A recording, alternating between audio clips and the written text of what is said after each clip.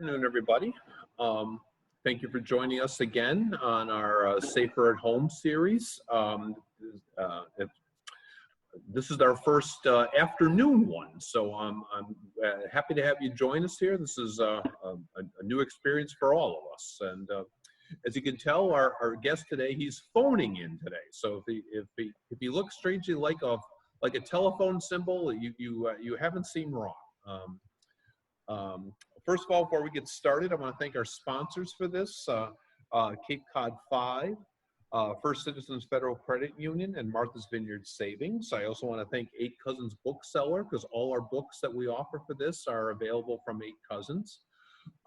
As you've done before, all our programs are being recorded, so I want to let you know that.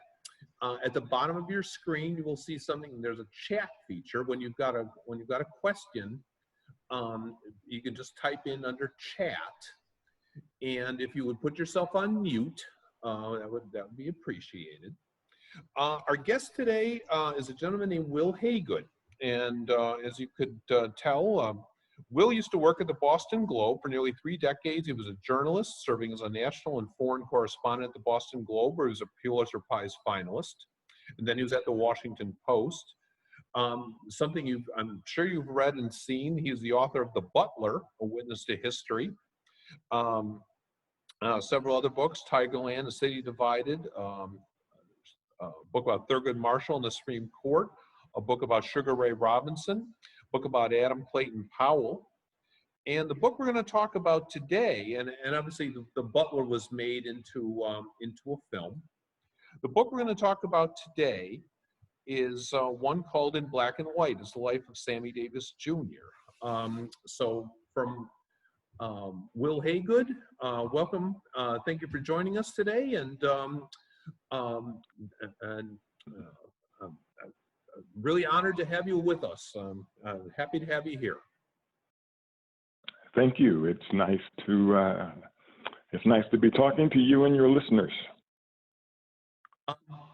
Now, this book about Sammy Davis Jr., I'm sure everybody involved here knows him as an entertainer, performer, but as we learn in your book, there's a lot more to him than meets the eye, that he was involved in social justice. He was very much involved in the civil rights movement. Can you talk about that? Yes, when people think about Sammy Davis Jr., they, for the most part, think about singing and dancing and his jokes with the Rat Pack, Frank Sinatra, and Dean Martin. But what is lost in the grand epic story of Sammy Davis Jr.'s life is his involvement with the civil rights movement.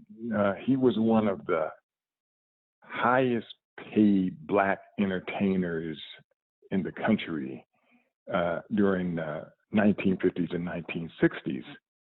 And Martin Luther King Jr.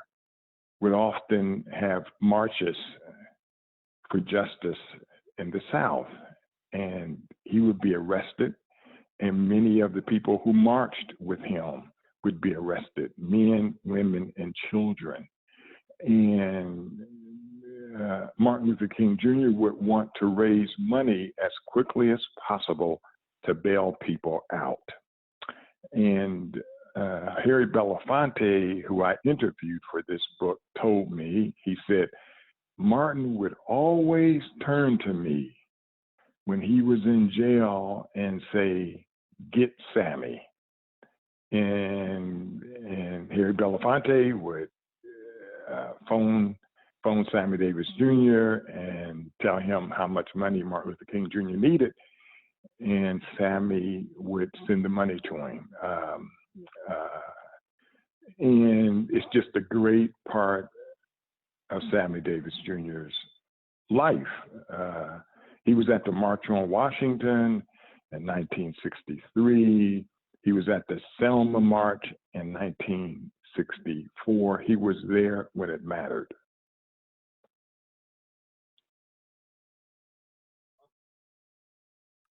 Tell me about Sammy's education.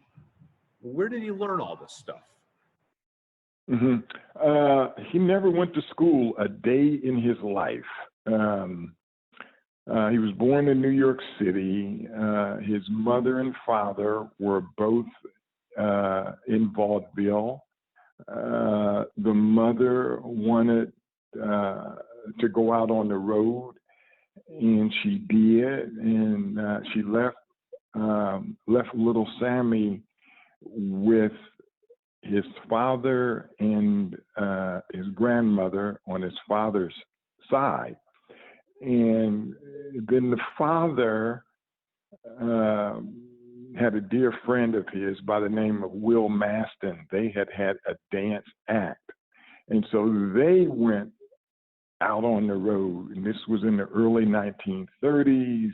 The country was falling apart. There were bread lines. As they were on stage one night in the Midwest, little Sammy breaks out of the room where he was being kept with a couple of ladies, and he hilariously walks out on stage, and he starts dancing. And that was the beginning of Sammy Davis Jr.'s performing life. He was like 4 years old, so he was a kid. And then he got a role in a small movie, and then he just became a significant part of this act. It was named after Wil Maston, but it was Sammy Davis Sr., Wil Maston, and Sammy Davis Jr., little Sammy. And he turns 7, then he turns 9, and 11, and 12, and 15. And as he's traveling around the country, people start asking about the kid in the middle. Like, who is that little kid? I mean, goodness gracious, he can do mimicry, he can sing, he can dance, he can tell jokes, he can play the drums. He was multi-talented. And then one night in New York City at the Paramount Theater, he was seen by Frank Sinatra, who was dazzled by the kid, by Sammy Davis Jr. And he sort of took Sammy under his wing then, and he talked to nightclub owners around the country, and they started booking Sammy, and his fame started to rise.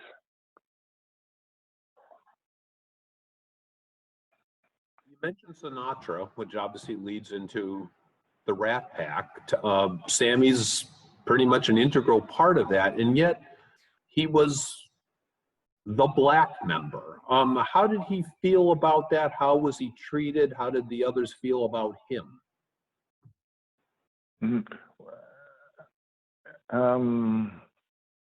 It was a tough sword. It was a tough tightrope for Sammy to walk. He was often the butt of their jokes. He had to swallow those jokes, which he did. I think now looking back at a lot of the newsreel footage and even some of the movies that Sammy appeared in with Frank and Dean, you can see that Sammy is hugely talented. He has a great amount of spirit on stage or on screen. But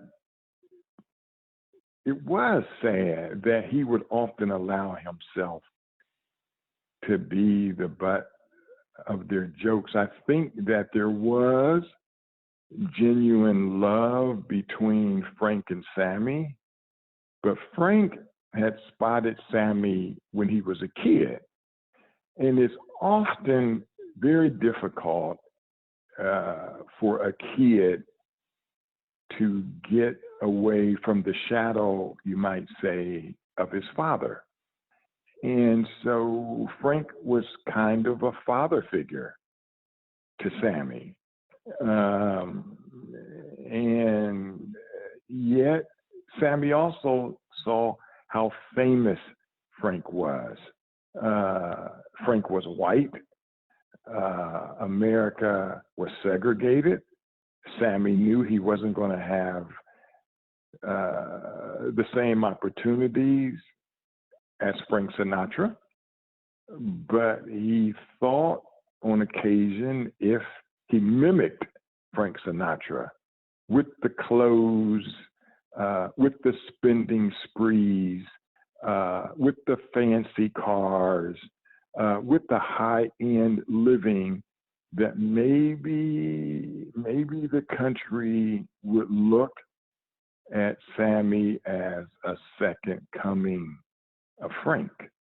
But that's not what happened. And they had months at times when they wouldn't speak to each other. And so it really was one of those long-term relationships that had its ups and downs. Was it the same with Sammy, with Dean Martin, with the other members? How did he play off of them? How did they view him? And considering that they all had their own insecurities, we know Frank was very thin-skinned about any Italian references, mafia, etc. Dean Martin changed his name from Dino Martinez because he's kind of ashamed of his Latin background. How did the others view him? Mm-hmm. Sammy wasn't as close to the others as he was to Frank. Dean Martin, however, thought that Sammy took too much gruff from Frank. He thought that Sammy should stand up more to Frank than he did. I think Sammy knew when it came to talent, stage talent, movie talent, live performances on Broadway. He did straight plays. I think Sammy thought when it came to doing more than one thing, more than one form of art, that he had no peer in the Rat Pack. Yes, Frank Sinatra could out-sing him, of course, but Sammy could do a lot of things that Frank couldn't do. And I feel that Dean constantly felt he had to remind Sammy of that. Did Sammy look upon himself as a singer, as a dancer? How would he have categorized his talents? As a song and dance man. Now, he came up in the 30s when his uncle, as he called Will Maston, and his father, and they were on trains, and they were traveling around the country. They were going from town to town. So if a nightclub owner needed tap dancers, then they turned into tap dancers. If they needed vaudeville, then they And then they did their vaudeville act. If they needed singing, then they turned in the three singers. And so he really considered himself a man for all seasons, because that's how he started out, and that's how they kept food on the table. And so if anybody threw anything in front of him, he would do it and do it well. I interviewed Jerry Lewis, and he said to me, he said, one of the most intriguing things, Wil, about Sammy Davis Jr. is that he could draw. And I said, he could draw like with art materials? And he said, no. He could draw 6-shooters. He could draw guns. Sammy wanted to be a cowboy, and he had a holster with 2 pearl-handled guns, and he would practice who was the fastest draw. And I remember, and this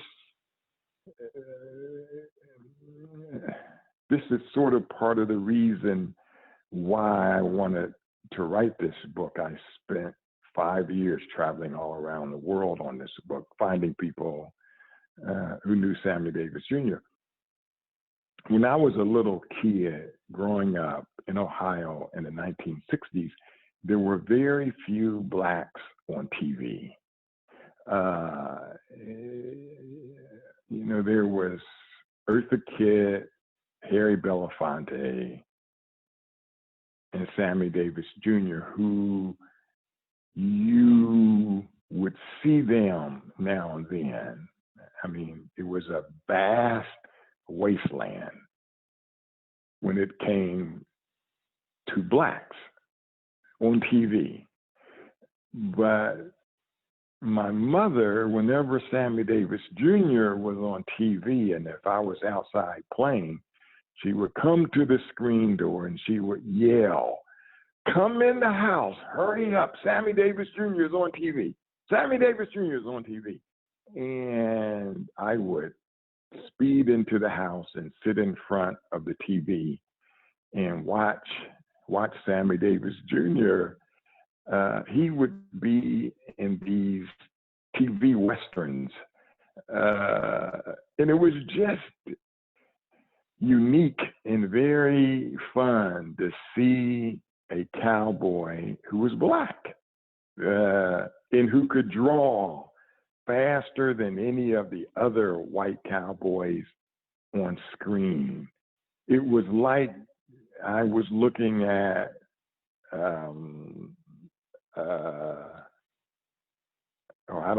Superman. I mean, he was talented.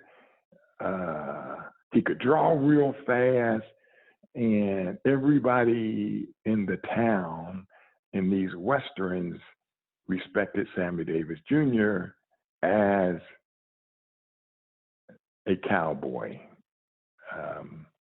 And so years later, and I go on and I work at newspapers and I start writing books, and I said to myself, there needs to be a big book about America with Sammy Davis Jr. in the middle of the spokeswheel of the wheel. And because he was there during segregation, he was there during civil rights, he was on stage, he was on the movies. He hugged Richard Nixon. He had a whole lot of Blacks who abhorred him for doing that. He married Mae Britt, who was white. And so Sammy Sammy crossed all of these barriers in life in this country when it came to race and sex in politics. And I just said to myself, wow, if I could wrestle Sammy to the ground, then I think such a book would say something about this country. What did you find the most surprising? I mean, you just listed some of the things, I guess, but what did you find the most surprising about Sammy? And what did you find the most disturbing? Yeah, probably the most surprising was that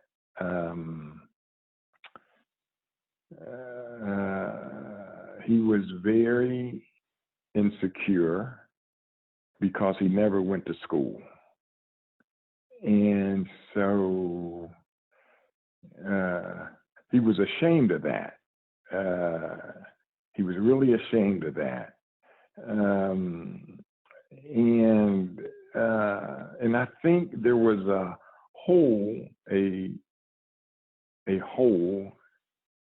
deep hole in his life that his mother had left him. When I started researching this book, Sammy's mother was still alive. She lived in New York City. And I went to New York City and I spent several hours with her.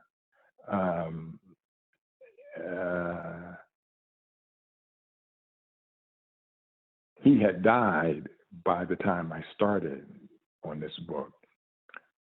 But it was riveting to sit in an apartment and talk to Sammy Davis Jr.'s mother. She explained to me that she thought he was an extremely sensitive child, that she didn't know he would react the way he did about her not being there. In later years, when he started making big money, he took care of his mother, but they never were very close. And I think it was because Sammy, he had suffered in childhood and he missed his mother. And I don't know, I think it was hard for him to get back into that space. So that's one thing, you know, in the absence of his mother, and how much, Mark, that drove him too, though. I mean, adversity does push us forward. And I think that made Sammy the genius that he was. And I also think that he deserves much more credit than he ever got for his involvement in civil rights. I think people,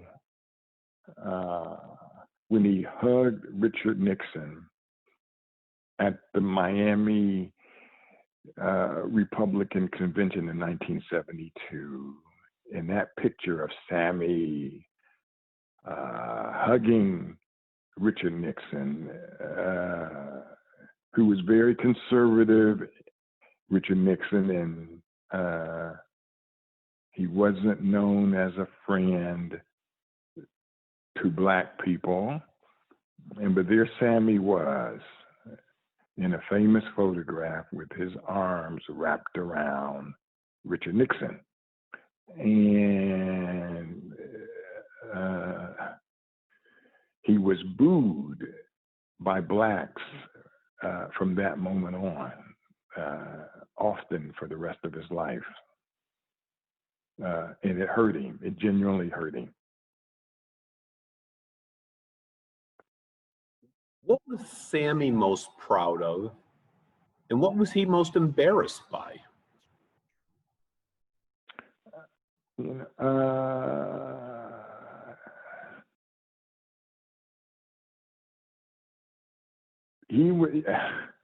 he was proud that, I mean, and this goes back again to Richard Nixon, power of the presidency. Richard Nixon, as a vice president, came to New York City, and he wanted to see Sammy Davis Jr. on stage.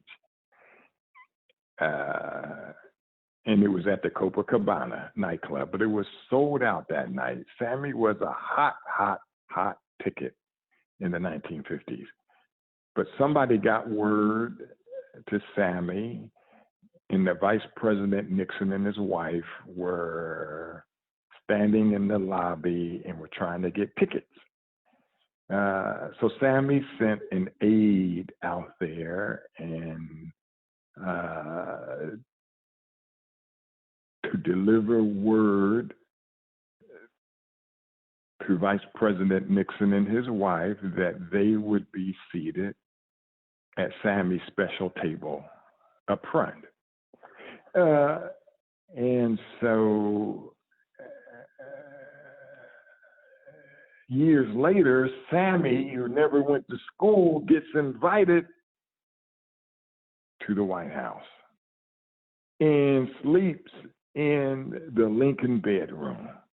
Now, for a kid who never went to elementary school or junior high school or high school, to be in the White House, sleeping in the Lincoln bedroom, it just meant the world to him. Sammy was a star, but he was easily starstruck.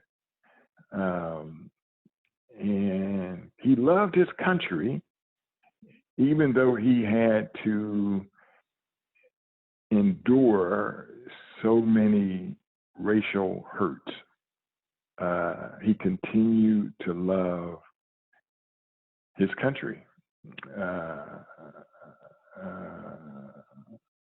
And for some reason, I think that as an entertainer, he was wonderful, but as a humanitarian, he was even better.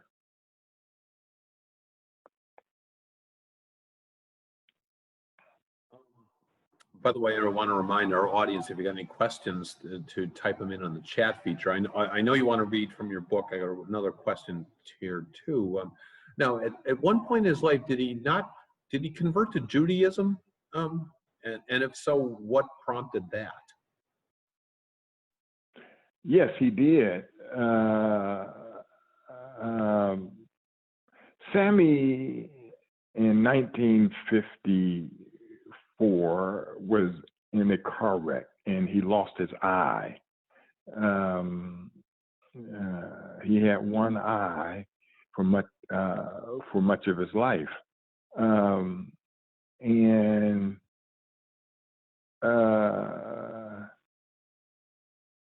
when he was laying in the hospital, now Sammy often thought like a kid. He was very childlike. He took toys on the road with him, even when he was a grown man. And I think that came from the fact that he missed his childhood. And so he gets in this car wreck on the West Coast and loses an eye. And most of the entertainers who came to see him in the hospital were Jewish. Sammy in his childlike mind, thought that was some kind of spiritual sign. And he wanted to convert, which he did.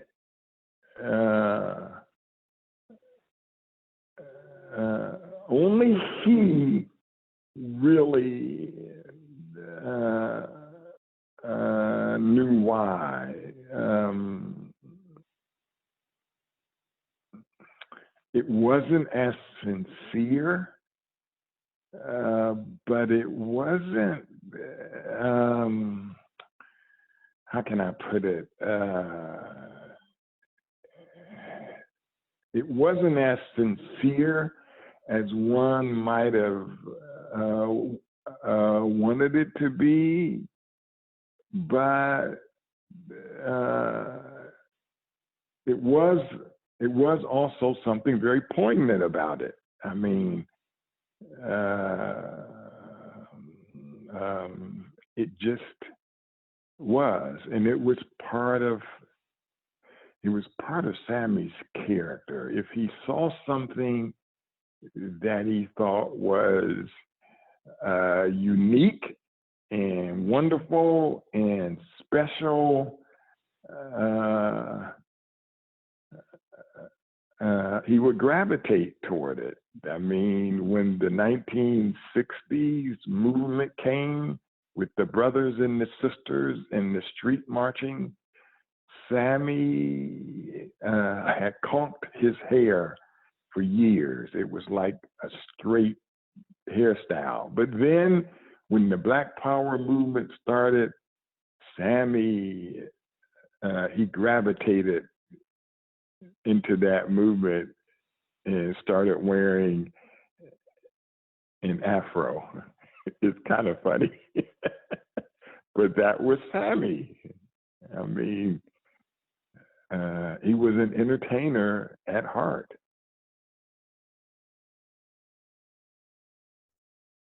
I know you wanted to read a portion from your book. Do you want to do that now? Okay.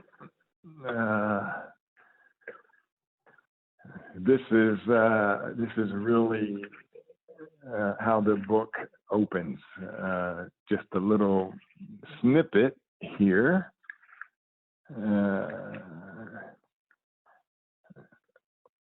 Okay, here goes. By the ever-twisting light of fame, he has lived a life both mesmerizing and distinctly peculiar. Since childhood, he has wowed audiences across America as well as in many European locales. He is a veteran of nightclubs, radio, television, and film. Once the star of a trio dance act, for the past 6 years, he has gone solo. There are many from the 1940s and 1950s who watched him grow up on stage and feel a kind of surrogate connection with him. His name often drops warmly from their lips, like kinfolk, Sammy. He has worked like a demon. There have been a great many benefits for social causes.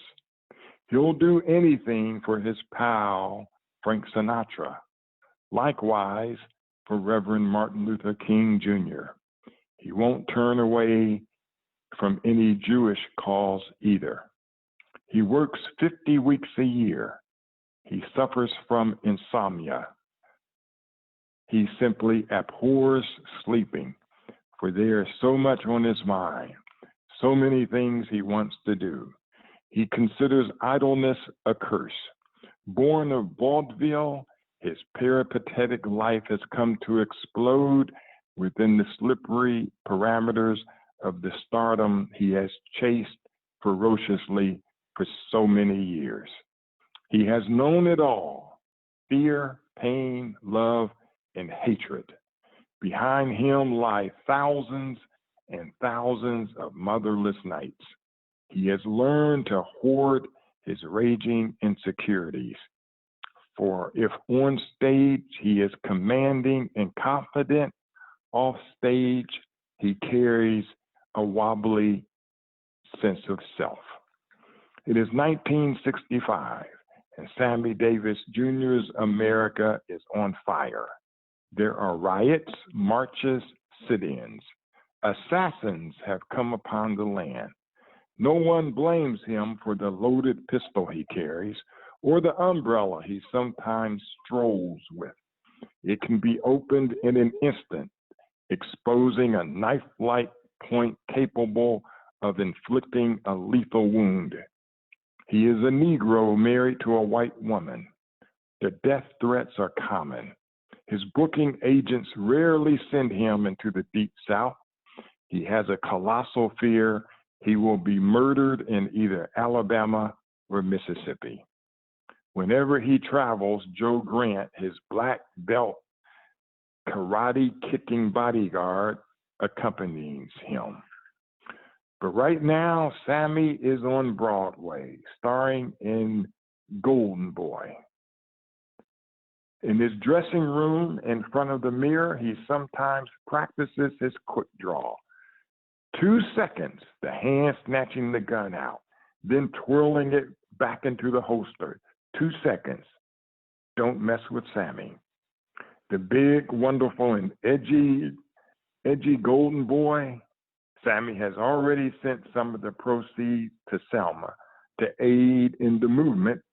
Suits him just fine with its mixture of race and sex. With Sammy, there are always new dramas to battle old ones, and always a drama inside the ongoing drama, whatever it happens to be. Thunder in the soul delights him. Period.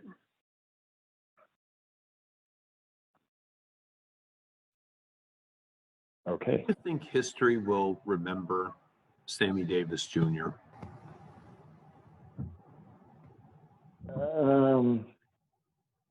And how did doing this book make you think of him? Yeah.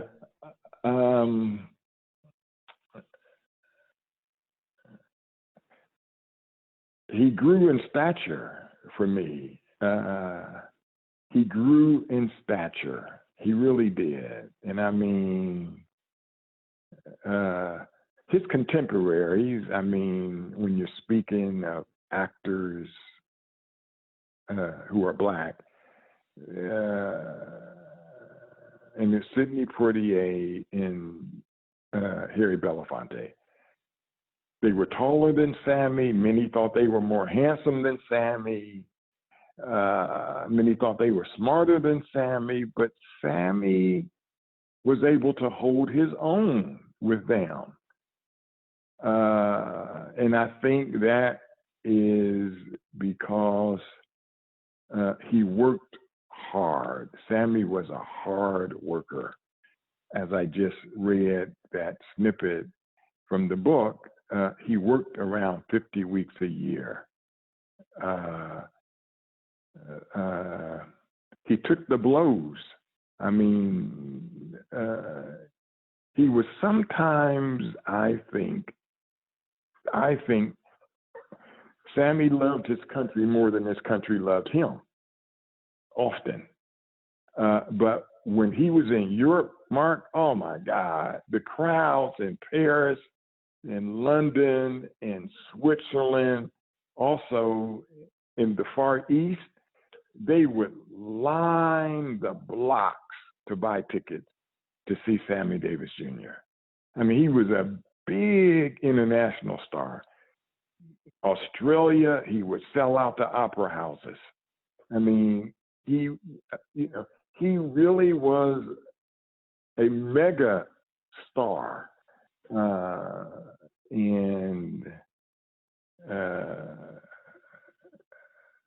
And I think his image is starting, hopefully, to grow and grow. There were a lot of people who I interviewed. Now, goodness, I interviewed around 250 people for this book. Many felt sorry for Sammy. They could sense he had been damaged. They could sense something wasn't quite right with his sense of self. But they also were very proud at the heroism that he had in the country, and that told him that it was certain hotels he couldn't stay at. It was certain bathrooms he couldn't use. It was certain nightclubs he couldn't go into. And when you look at the whole picture and the fact that he conquered so much, the story is epic. Did his vaudevillian, for lack of a better word, background kind of work against him and people taking him seriously in this country? You know, did his as an entertainer, as a showman, did that negate some of his impact that he might or could have made on social justice, in your opinion? You know, no. I think Sammy needed vaudeville, because a lot of people in vaudeville who just had one skill, when vaudeville started to fade away, then those entertainers who just had one skill were sort of lost. But Sammy had multiple skills. He could sing, he could do mimicry, he could dance, he could act. And so his vaudeville training, I think, kept Sammy Davis Jr. sharp. And if you were Black in this country in the 50s and the 60s, in the 70s too, you really had to be sharp. I mean, you had to, you know, you had to be versatile, and you had to have a strong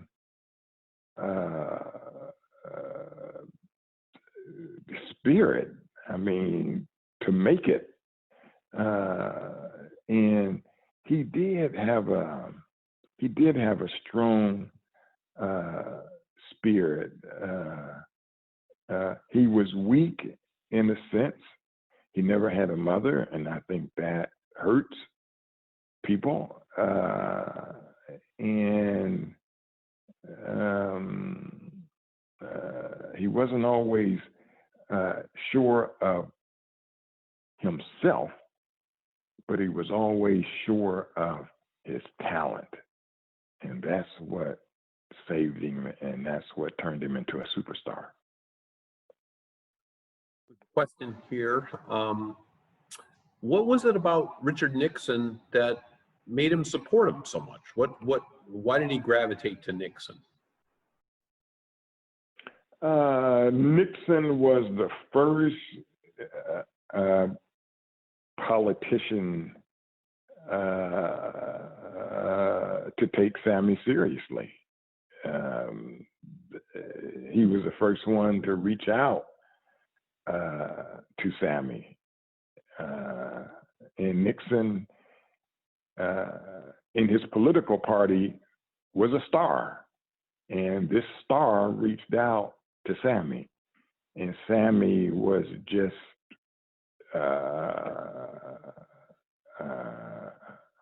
he was just bowled over. And Nixon did some things that, for Sammy, that made Sammy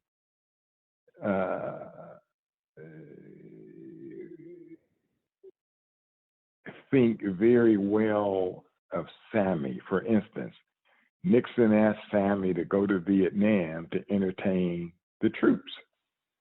Well, for a kid who didn't go to elementary school, junior high, or high school, and have the President of the United States summon you to the White House and give you an assignment to go overseas to entertain the troops,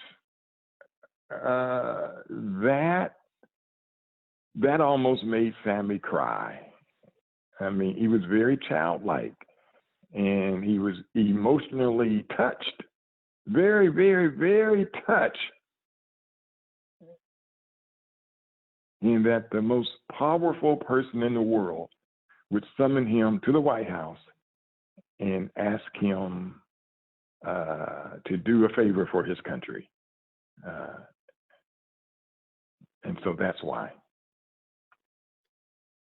Now, you told me earlier, and I want you to reiterate to the audience, your book is going to be turned into film. Explain, tell us more. Yes, well, the wonderful director, Lee Daniels, has the rights to my book. And so I think it's going to be a miniseries for the small screen. And I'm very excited about that. I thought that Lee did wonders with The Butler. He really turned that into, in my opinion, something very magical. And I think Sammy's life, with all of its contours and its texture and its nuance, deserves to be explained via cinema. And I think that it's a wonderful time in the country's history to tell Sammy's story. Do you have a next project that you're working on?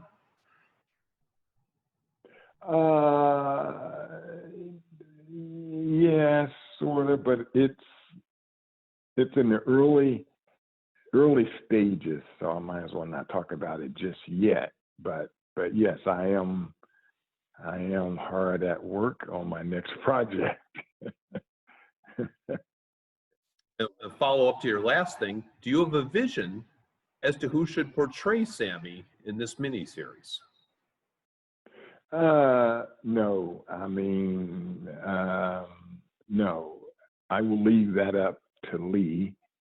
But there's an awful lot of talent out there. I mean, and Lee Daniels is,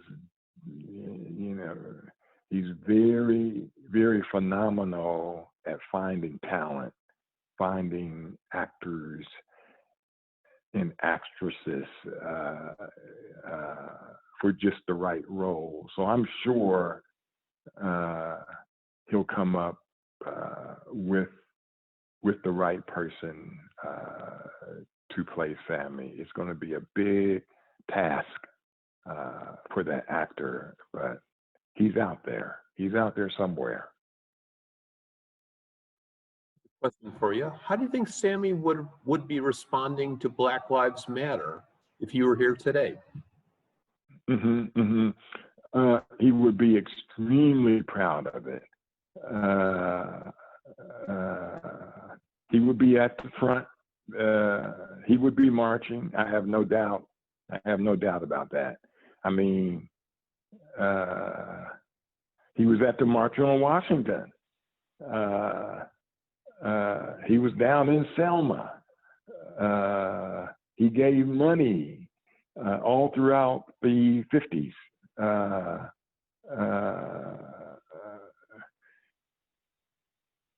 When he did Golden Boy on Broadway, he invited Martin Luther King Jr. to see the play, and then King, of course, went south, and he needed money, and Sammy shut the theater down for a whole day and had a special benefit for Selma, and sent all of the proceeds to the folks involved in the Selma March. And so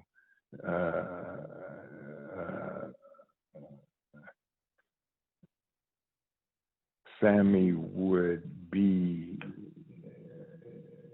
he would be at ground level. I mean, Sidney Poitier was there, Harry Belafonte was there, Sammy was there, offering moral heft and moral courage to this country to treat Black people fairly. Harry Belafonte or Sidney Poitier or Sammy Davis Jr. never shrank from that mission.